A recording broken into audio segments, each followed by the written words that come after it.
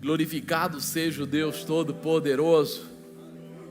Se crerdes, verás a glória de Deus.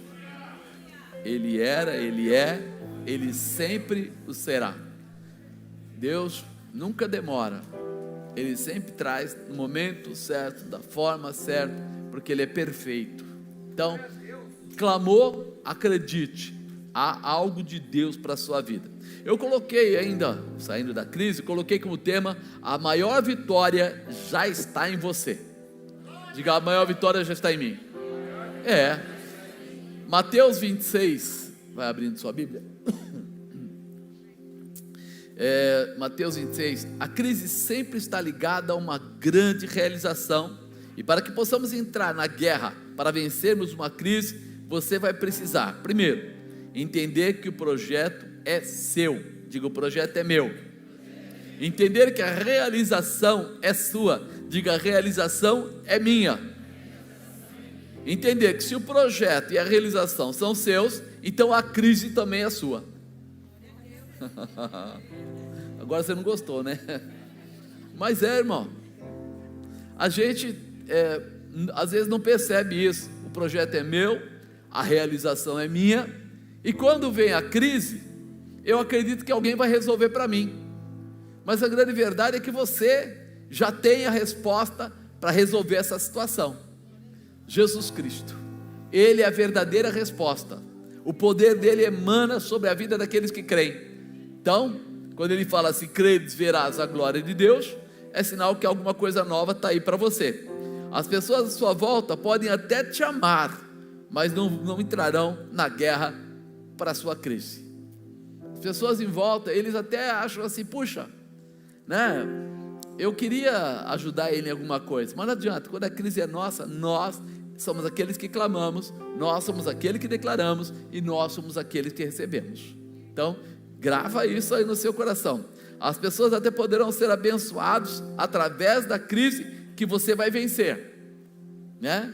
Às vezes você passa por uma crise, vence ela, tua família é abençoada, teus funcionários são abençoados, teus amigos são abençoados, as pessoas à sua volta são abençoados, mas elas não saberão como lutar para te ajudar, porque é sua.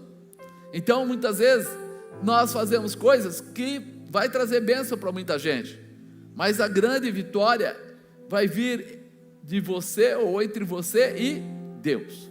O Senhor vai responder a sua petição, o seu clamor, porque você é especial para Deus. Você é muito especial. A vitória sobre a crise é pessoal, estará sempre ligada aos seus objetivos, por isso somente você poderá vencê-la, né? A gente sabe disso. Quando alguém monta uma empresa, ele pode montar para ajudar pessoas, para até contratar um monte de pessoas lá, mas quando vem as dificuldades, como veio a pandemia, quem sofre mais? O patrão, que tem o imposto para pagar, que tem o fornecedor para pagar, que tem a folha de pagamento para pagar, que tem não sei o que. As pessoas só sabem disso quando eles entram nessa área. Até então eles acham assim, vida de patrão é mole, mas quando eles passam a ser patrão, aí eles veem que não é tão mole assim, que tem lá coisas que aparecem do nada e que tiram a paz deles. Então nós precisamos estar preparados, porque essa vitória é sua e você vai ter que passar por ela. Mateus 26, 36. Então chegou Jesus com eles a um lugar chamado Getsêmani, e disse aos seus discípulos, assentai-vos aqui, enquanto eu vou além orar. Levando consigo Pedro e os 2 filhos de Zebedeu, começou a entristecer-se e a angustiar-se muito. Então lhes disse, a minha alma está cheia de tristeza até a morte, ficai aqui e velai comigo. E indo um pouco mais adiante, prostrou-se sobre o seu rosto, orando e dizendo, meu pai, se é possível, passe de mim este cálice, todavia não seja como eu quero, mas como tu queres. Voltando para os seus discípulos, achou-os adormecidos, e disse a Pedro, então nem uma hora pudesse velar comigo? Vigiai e orai, para que não entreis em tentação. Na verdade, o espírito está pronto, mas a carne é fraca. Indo segunda vez, orou dizendo, Pai meu, se este cálice não pode passar de mim sem eu beber, faça-se a tua vontade. Voltou, achou-os outra vez adormecidos, porque os seus olhos estavam pesados. Deixando-os de novo, foi orar pela terceira vez, dizendo as mesmas palavras. Então chegou junto dos seus discípulos e disse-lhes: dormi agora, repousai, eis que é chegada a hora, e o Filho do Homem será entregue nas mãos dos pecadores. Uma situação, uma crise que Jesus tinha que vencer, uma dificuldade que ele tinha que passar. Então, para vencer a crise, você precisará, primeiro, estabelecer o propósito. Diga: estabelecer o propósito. Qual é a razão? Então chegou Jesus com eles a um lugar chamado Getsemane e disse aos seus discípulos: assentai-vos aqui, enquanto vou além orar. E levando consigo Pedro e os seus 2 filhos de Zebedeu, começou a entristecer-se, a angustiar-se muito. Jesus tinha um propósito, era de salvar a humanidade. Ele veio para essa terra não para passear, não para dar uma olhada no que estava acontecendo, mas veio para estabelecer salvação. Ele teria que entregar a vida dele em troca da nossa e ensinar os seus discípulos a viverem uma nova vida. Isso que deu força a ele para entrar agora desta maneira, sofrendo, passando dificuldade para alcançar o propósito. Esse propósito seria feito através do sacrifício da cruz. Você imaginou que situação, você saber que vem para uma guerra dessa? Porque quando a gente vai e de repente sabe que vai passar alguma aflição, qualquer coisa que nós formos fazer, a gente já fica meio desanimado, já fica querendo voltar, já fica entristecido. Eu lembro quando uma época que eu ia no mercado para a bispa, teve uma fase aí da vida da gente, que eu ia no mercado para ela, Felipe era pequeno e tudo, e eu falava assim: o duro não é ir no mercado, é voltar para casa, pegar as coisas que estão no carro, colocar em cima da mesa, e depois colocar no armário, e depois aquela coisa toda. Aquilo lá para mim era o crime da mala. Eu ficava assim, até o dia que eu encontrei um amigo e ele falou: cara, estou sem dinheiro, preciso fazer compra e não tenho dinheiro, e eu tenho que ir no mercado e a coisa está ruim, e eu não sei o que fazer. Aí eu falei: caramba, eu estou reclamando que eu tenho que colocar a comida lá em cima do balcão, lá onde o cara passa no caixa, e depois tirar, pôr no carro de volta, e depois colocar lá em casa. Eu estou reclamando, eu tenho o que tirar, eu tenho o que levar. Daquele dia em diante acabou a reclamação. Ali eu falei: espera aí, eu estou reclamando de tonto, porque na verdade é apenas um momento aflitivo, um momento de um trabalho que a gente não gosta, mas que vai ainda nos trazer benefícios, Não tem coisa mais tranquila quando você abre lá o armário e tem aquela bolachinha que você gosta de mastigar, quando você vai almoçar e tem o arrozinho, o feijãozinho e mais alguma coisinha para você comer. Então aquilo foi uma lição de moral indireta. Deus falou através daquele rapaz, eu acabei dando um recurso para ele, mas ele talvez não tenha nem entendido o que estava acontecendo, mas eu entendi. A minha boca estava reclamando de ser abençoado. E nós muitas vezes estamos assim. Jesus tinha um propósito. Eu vejo gente que fala assim: mas dia tal estava chovendo, você acha que ia na igreja? Chegou a 12 graus, você acha que ia na igreja? De repente eu estava com uma dor no dedinho do pé, não encravada, você acha que ia na igreja? Jesus foi para a cruz, e aí a gente nem valoriza o sacrifício que foi feito para a nossa salvação, para a realização das nossas vidas. E mais, ele deixou para nós uma autoridade constituída, tipo: vocês vão vencer, vocês vão passar por sobre as dificuldades. E aí nós começamos a pensar que ele estabeleceu o propósito. Esse propósito seria feito através do sacrifício da cruz. Por isso Jesus sabia que uma enorme crise estava se formando sobre a sua cabeça e sobre seus discípulos. Ele entendeu que estava se formando uma crise, que a coisa estava chegando naquele momento. Por isso, diante de tão grande crise, Jesus estabelece o propósito de fortalecimento, tanto seu como de seus discípulos, junto a Deus, através da oração. No momento que estava mais aflição, ele falou: eu vou orar, eu vou clamar. Por quê? Quem iria para a cruz? Os discípulos ou ele? Então ele tinha que ser cabeça. Talvez você está querendo que alguém ore por você, não é assim? Eu vou pedir para aquele pastor orar, eu vou pedir para aquela irmã orar, eu vou deixar, eu vou fazer.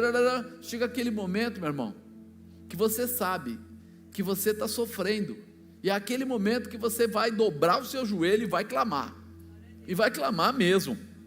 Vai clamar de manhã, vai clamar de tarde, vai clamar de noite. Por quê? Não era assim que Daniel fazia? Orava quantas vezes ao dia?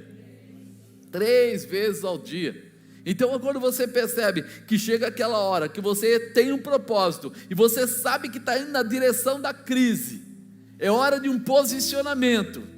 Então eu preciso clamar, eu preciso fazer algum propósito, eu preciso me estabelecer com Deus, eu preciso achar um espaço. Talvez as pessoas não entendam esse tipo de coisa. Quem é novo convertido às vezes não entende. Os mais antigos já sabem disso.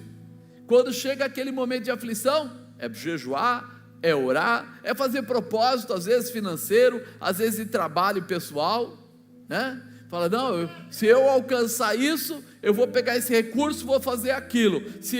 Ele vai colocando propósito com Deus. Por quê? Porque ele sabe que está chegando a hora de uma crise, e ele vai ter que atravessar, e ele precisa se fortalecer espiritualmente para chegar do outro lado.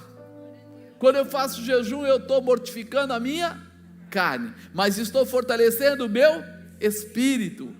Eu estou, vamos dizer assim, me reduzindo um pouco para aumentar a minha intimidade com Deus. Por isso que o jejum não pode só ser ficar sem comer. Às vezes o pessoal fala assim, hoje eu estou em jejum. É mesmo, você vai ficar até que orar até a tarde, tá bom.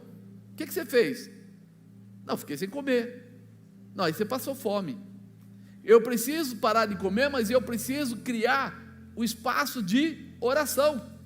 Então de repente eu falo, olha, eu vou ficar em jejum, sei lá, até 6 da tarde, tá bom, então eu vou orar às 9 da manhã, depois ao meio-dia, depois às 15 horas, e depois vou entregar às 18 horas, vou fazer períodos de oração. Não dá para fazer tudo isso porque na empresa eu não consigo fazer, tá bom, então você ora às 6 da manhã, ao meio-dia e às 18 para entregar. É vamos dizer assim, uma declaração para Deus, que você não está simplesmente passando um momento de aflição, você está querendo entregar para Ele aquele momento, você está querendo dar para Ele aquele espaço, sacrifício entregue a Deus, entende? É isso que faz a diferença, quando a gente está com um direcionamento. Então, primeiro, estabeleça o propósito para entender que você precisa apresentar a Deus, clamor, jejum. Você sabe onde quer chegar, você sabe o que fazer para chegar, é o combustível. Para vencer a crise você precisará, 2, estar pronto a vencer a aflição da crise. Quando vem a dificuldade, parece que não, mas muita gente se desanima e para. As pessoas até são fortes, bacanas, boas, inteligentes, amorosas, carinhosas, mas quando vem a aflição da crise, muitas pessoas perdem o pique e param. Então lhes disse, a minha alma está cheia de tristeza, até a morte, ficai aqui e velai comigo. Quando ele fala velai comigo, ele está falando assim, orai comigo. E indo um pouco mais para diante, prostrou-se sobre o seu rosto, orando e dizendo, meu Pai, se é possível, passe de mim este cálice, todavia não seja como eu quero, mas como tu queres. Vencerá a aflição. Ele sabia que ele tinha o projeto, e que o projeto era salvar a humanidade. Então ele fala, Pai, está doendo, está difícil, não está fácil, mas se é necessário, seja como o Senhor quer. Tem horas que a gente vai fazer certas coisas e a gente fica meio, puxa vida, eu queria fazer, mas não vou fazer. Está lá o pedreiro na sua casa, vai encher a laje, e você olha para aquela laje, olha para o pedreiro e ele fala assim, fica tranquilo, você vai pegando a lata e vai passando para mim. Você fala, mano, a lata não sobe sozinha? Não, é só um concreto. A primeira lata pesa mais ou menos 20 quilos, a segunda 23, a quarta 25, a 10ª 70, 80, Mas você fala assim: eu não estou pensando na lata, eu estou pensando na casa, eu estou pensando na realização, eu estou pensando no projeto de vitória. É isso que Jesus estava falando. Pai, se possível, né, eu queria abrir mão, mas se para se cumprir o projeto tem que ir até o fim, então nós vamos até o fim. Não seja como eu quero, mas como tu queres. Ou seja, vamos até o fim, vamos lutar por isso. Jesus não deixou de ter aflição por ser filho de Deus. Ele não deixou, ele era filho de Deus, mas ele não deixou de ter aflição. É por isso que ele veio em carne e sangue. Sabe para quê? Para mostrar para mim e para você que nós também podemos vencer, que as dificuldades podem acontecer, mas que ele nos faz mais que vencedores. Ele nos dá autoridade, poder, força, determinação, graça para a gente ultrapassar a crise e atingir o objetivo. Por isso é que ele fala aqui, né? Ele se posicionou em meio à crise, porque sabia que esta aflição tinha um antídoto, um remédio, era se firmar em fé juntamente com Deus. O que ele falou? Meu pai, se é possível, passa de mim esse cálice, todavia não seja como eu quero, mas como tu queres. Ele confiou em quem? Em Deus. Ele falou: se padô shibred nubi kobodô que arras, se canachore-badai. Talvez a sua carne já está gritando, talvez a tua necessidade, sabe, de dinheiro ou de qualquer coisa aí, saúde, ou sei lá o que, está gritando. Mas quando você confia em Deus, você fala assim: eu vou continuar acreditando que o meu Redentor vive, e se Ele falou, vai acontecer. Era isso que ele estava dizendo: como tu queres, seja feita, Senhor, a tua vontade, assim na terra como ela é feita no céu. Traz para mim a tua vontade, que a tua vontade é perfeita. A tua vontade, ela nunca vai me deixar pior, ela sempre vai me deixar melhor, vai me fortalecer, vai me estabelecer. Prostrou o seu rosto orando dizendo, quer dizer, é confiança, Senhor, eu sei que o Senhor vai fazer, eu sei que o Senhor vai fazer, eu sei que o Senhor vai fazer. A minha carne pode estar tremendo, os meus desejos, né, meu lado humano está reclamando, as pessoas podem estar olhando. Muitas vezes a gente começa até mesmo a pensar: puxa vida, mas o que estão achando de mim? O que é que estão falando da minha família? O que é que estão falando da minha casa? O que é que estão falando das coisas que eu faço? Meu irmão, se liga em Deus. Você está debaixo da sua potente mão. Ele abre porta onde não tem porta, Ele libera os caminhos, Ele faz o que for necessário. Então apaga do teu coração tudo que é dúvida. O firmamento da fé em Deus fez com que Jesus tivesse determinação para negar a si mesmo a vontade do Pai. Ele negou a si mesmo, ele não assumiu: eu não vou aguentar, o que o senhor vai fazer? Eu não aguento mais, já passou o tempo, o que vai acontecer? Não, ele se firmou em Deus. Você precisa se firmar em Deus, mesmo que os teus olhos não estejam enxergando. Você lembra de quando Daniel fala? O anjo foi até ele e falou para ele assim: Daniel, desde o momento da sua oração, já foi dada uma ordem para que eu viesse, mas no caminho eu encontrei o príncipe da Pérsia. Quem representava o príncipe da Pérsia? Satanás. E eu voltei, juntei a equipe, pelejei, venci, por isso eu já estou aqui. Mas ele diz que desde o momento da sua oração, Deus já ouviu e já deu ordem. Deus já ouviu o teu clamor, Deus já reconhece a tua petição e já tem ordem direcionada para você. Apenas não desanime, não volte atrás, estabelecendo a vontade de Deus para a sua vida. Todavia, não seja feito como eu quero, mas como tu queres. Esse é o verdadeiro firmamento da fé: confiar em Deus para lutar e vencer as suas crises. Deus, além de saber o que você quer, Deus, além de saber o que você quer, Ele é possuidor da vitória que você precisa. Deus, além de saber o que você quer, Ele possui a vitória que você precisa. Por isso eu tenho que estar ligado nele, porque ainda que pareça que nada está acontecendo, tudo já está acontecendo. Ainda que pareça que ele esqueceu de mim, ele não esqueceu e ele não deixou.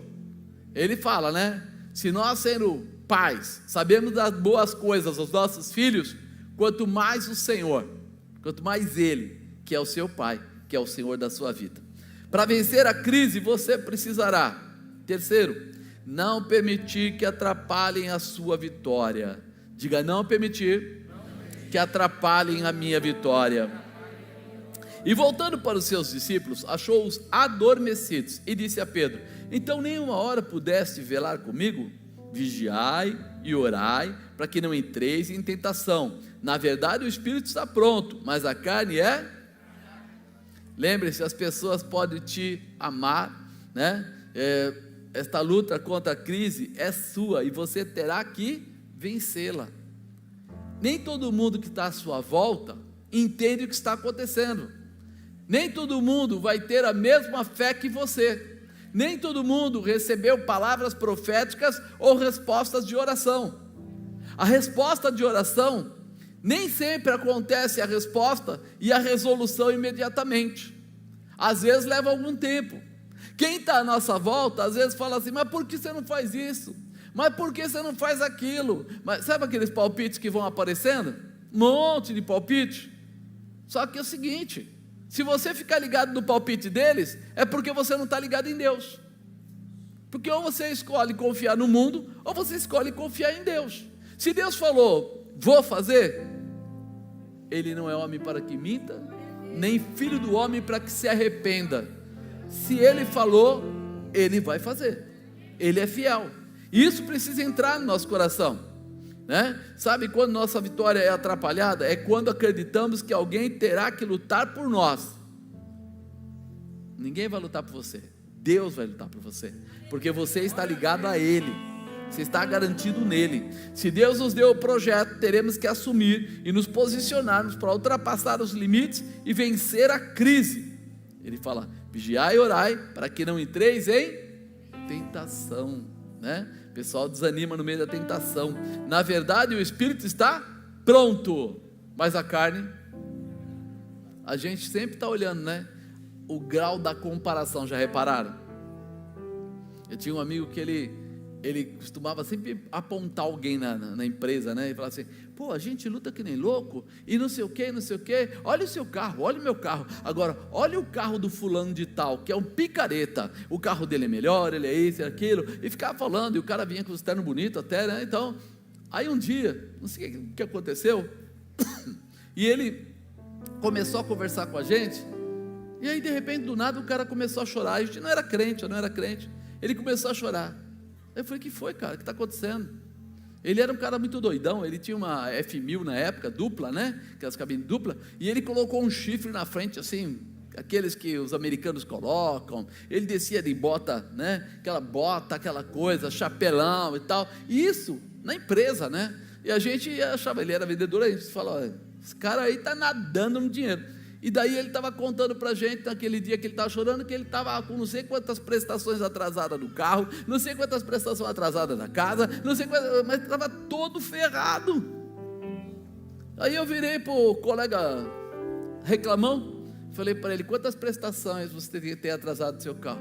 Nenhuma, meu carro está quitado. Falei: pois é, o meu também. Falei: e agora? Quem é bom, ele ou nós? Aí ele falou: caramba, hein, meu, olha... puxa vida. Eu falei: puxa vida, né? A gente fica olhando a vida dos outros, achando que aquele lá tá bom, aquele lá tá bom, aquele lá tá bom. Quando a gente vai ver, o pessoal às vezes é só uma fantasia, não é nada daquilo. Então, amado, uma das coisas importantes: vigiai e orai para que não entreis em tentação. Mas por quê? Porque o espírito está pronto, mas a carne...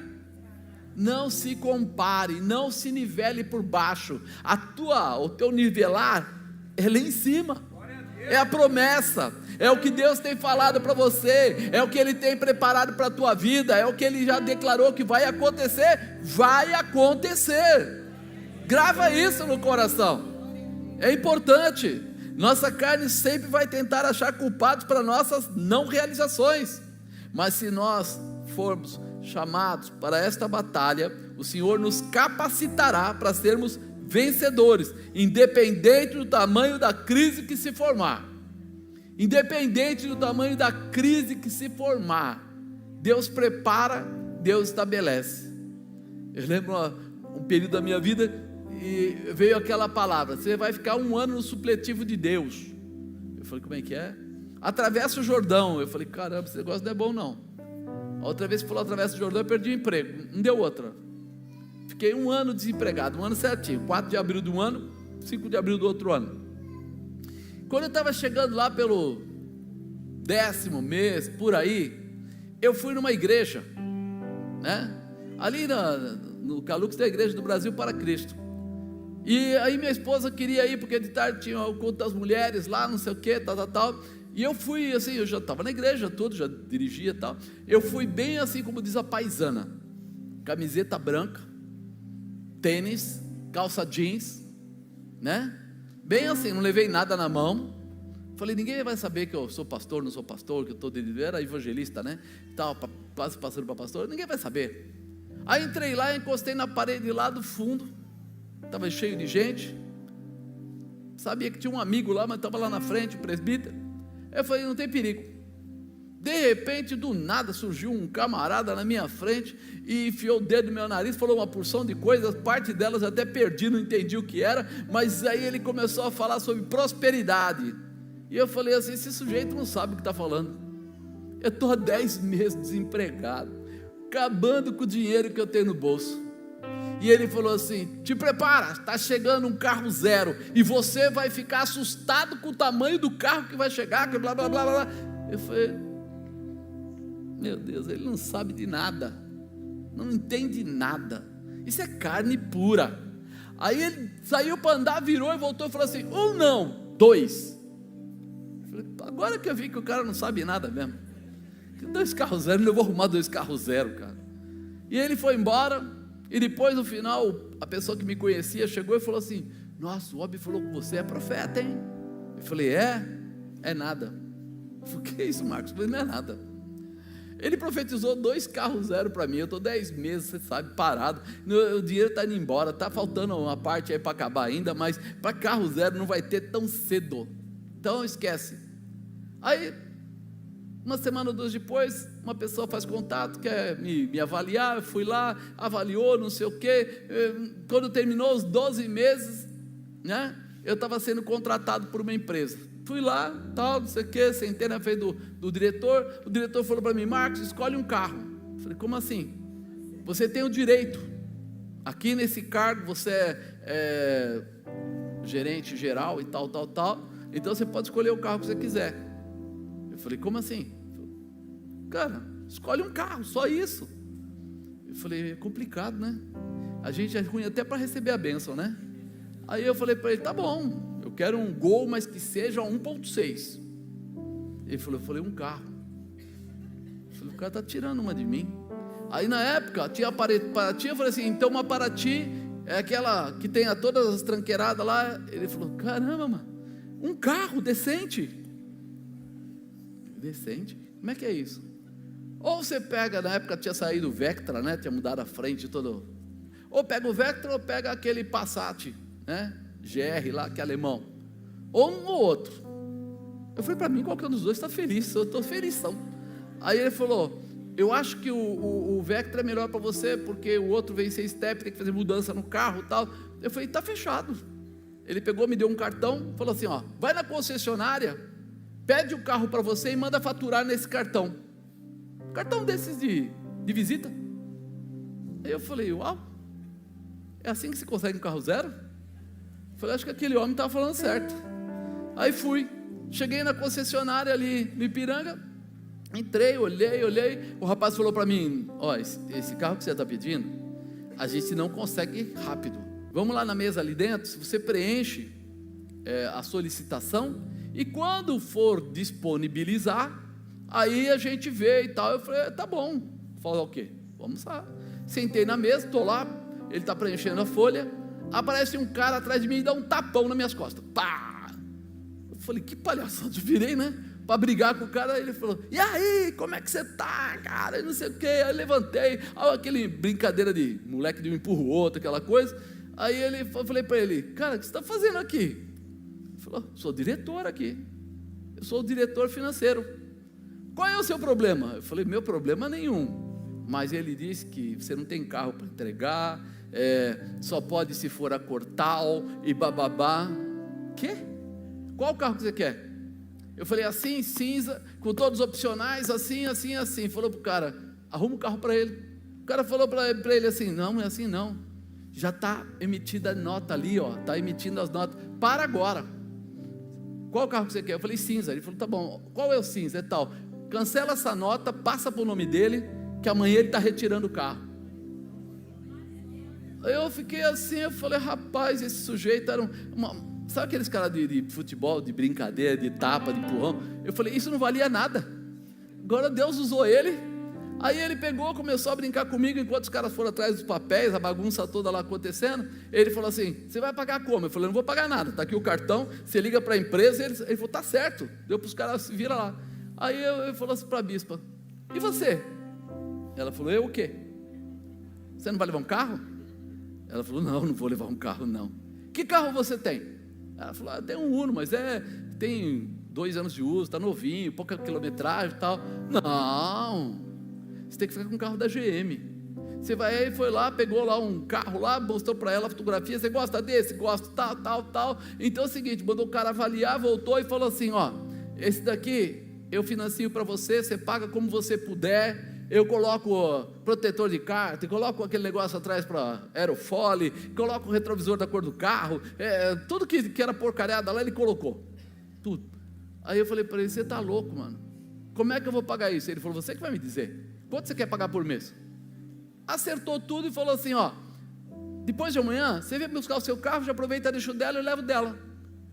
O que o rapaz falou para mim? 2 carros 0. E eu chamei o camarada, que eu falei que ele estava na carne. Quem é que estava na carne? Nós não sabemos o que Deus já sabe, nós não entendemos o que Deus já entendeu, nós não percebemos o que Ele já percebeu. Os teus olhos podem estar enxergando até ali na esquina, mas o dele já passou de lá. Você sabe que eu moro em São Bernardo, o que eu tinha que fazer numa concessionária lá praticamente no centro de São Paulo? Do nada para nada, perdido, ouvi a resposta do cara, vai levar uns 3, 4 meses, senta ali, vou preencher o papel para ver. Eu falei, tá bom, não vou nem discutir, se o cara falou que é difícil. Aí aparece um sujeito que eu não vejo ele há tanto tempo, fazia pelo menos uns 10 anos que eu não via.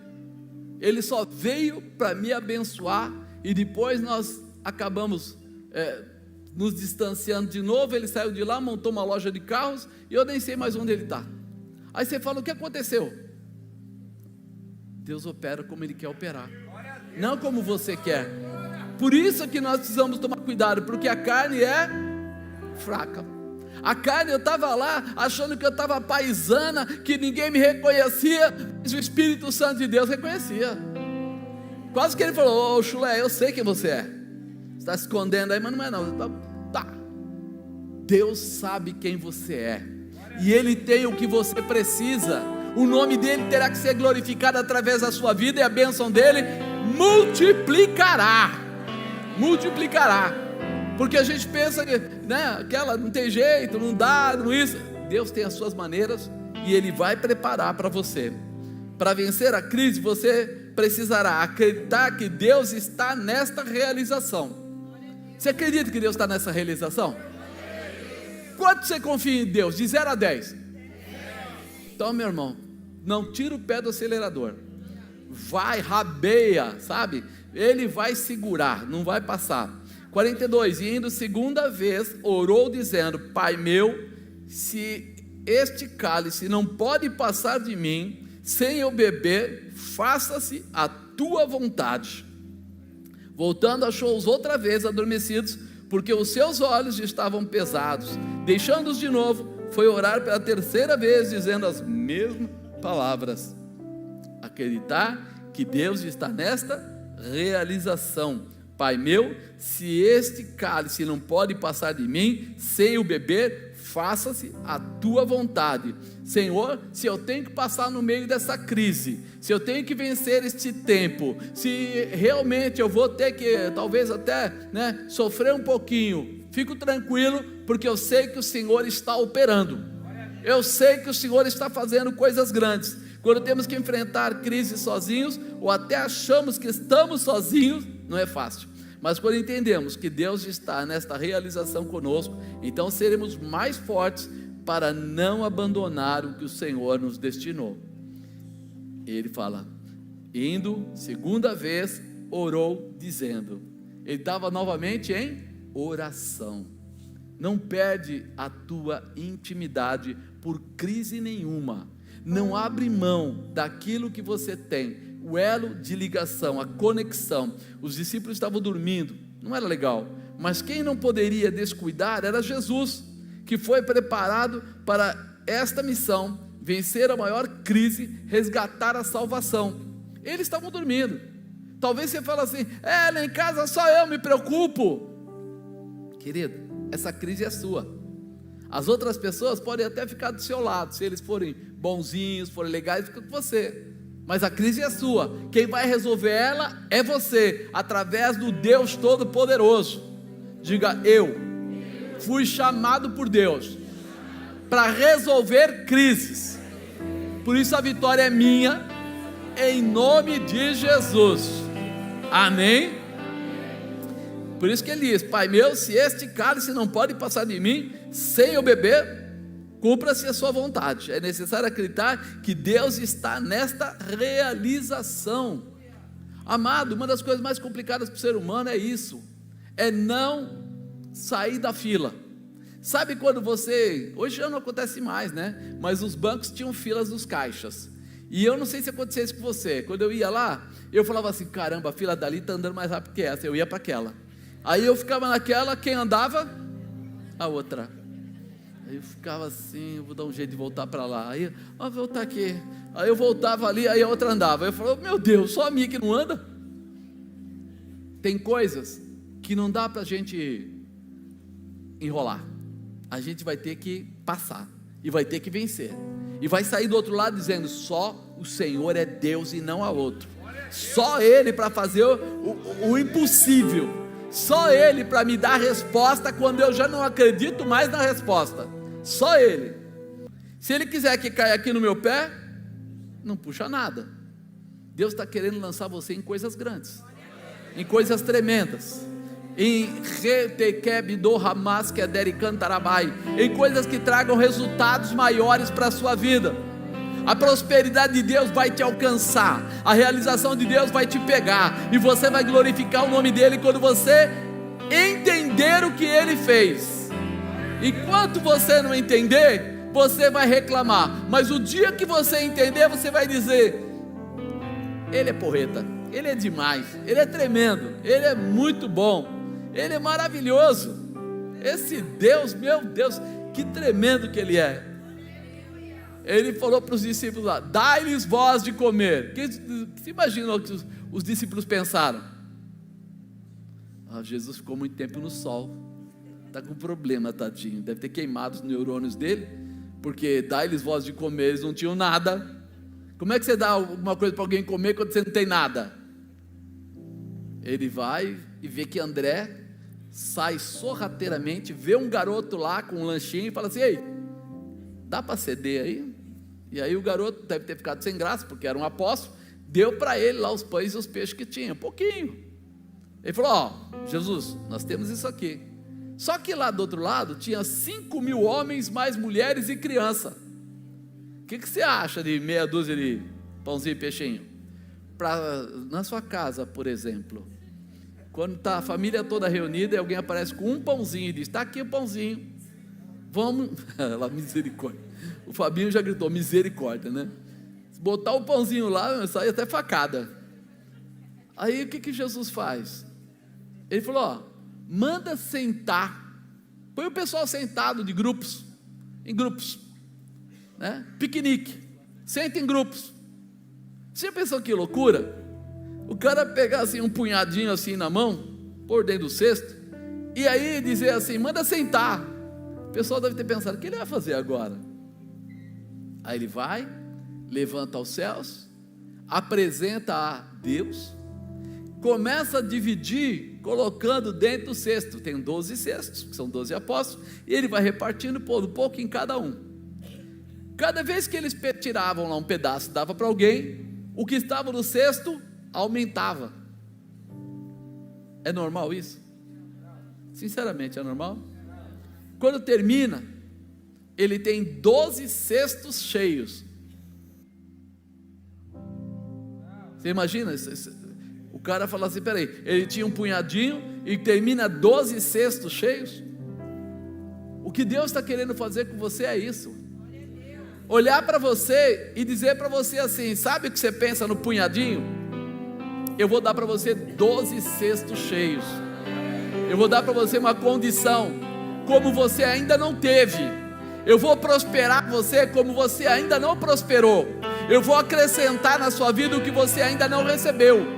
Eu vou mostrar a você que eu não sou um Deus de pouco, eu sou um Deus de muito. Eu não sou um Deus só de vales, eu sou de vales e de montes. Eu sou o Deus que pode ajudar de perto e pode ajudar de longe. Eu sou Podei Kamoshi Bredia Niki Subri Kobodou Kilabrahai.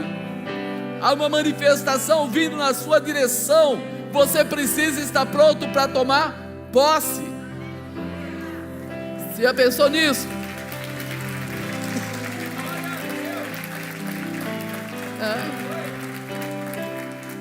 Você já pensou?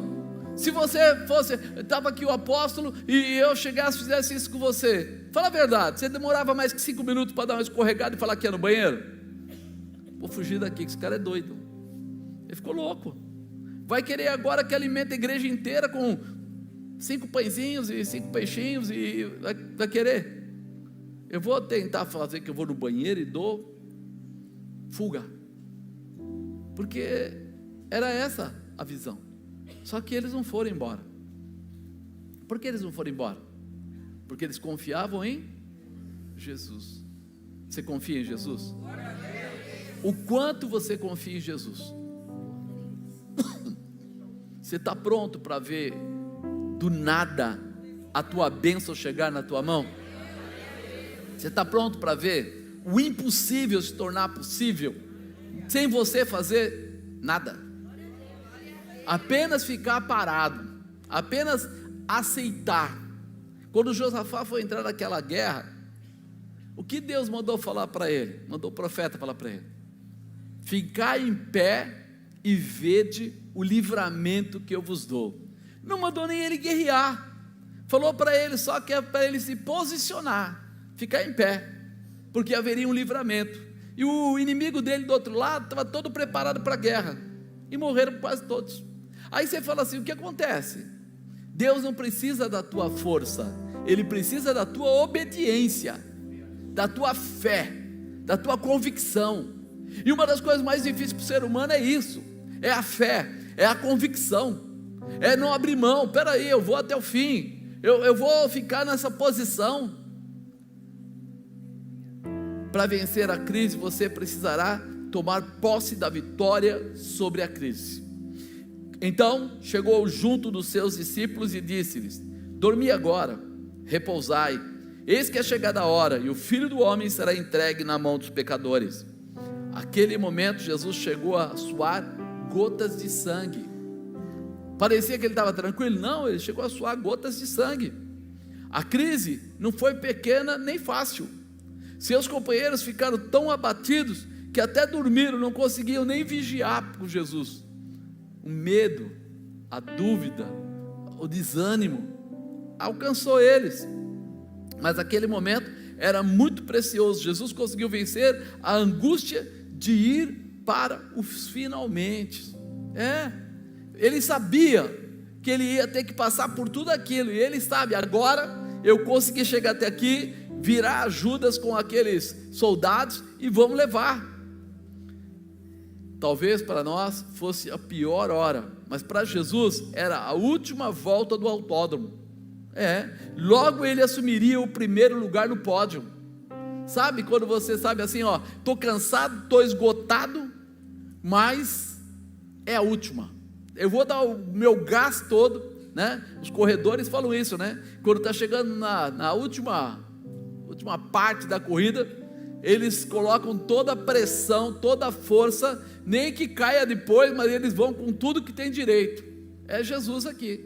Ele suou gotas de sangue, ele sofreu, ele estava esperando isso, mas agora era a hora. Por isso, não precisou ninguém pegar no braço dele e falar: Jesus, eu te levo até lá.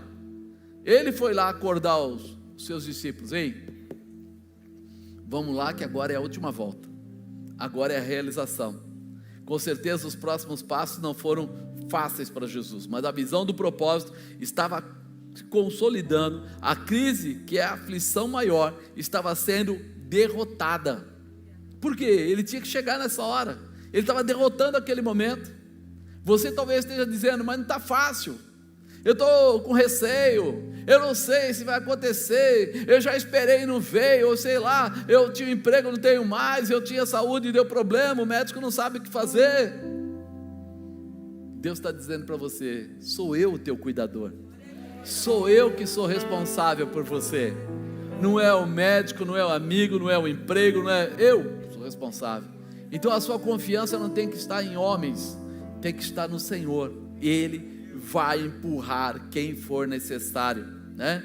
Porque quando a crise se estabelece, é o tempo onde muitas pessoas voltam atrás e perdem a sua condição de alcançar a vitória.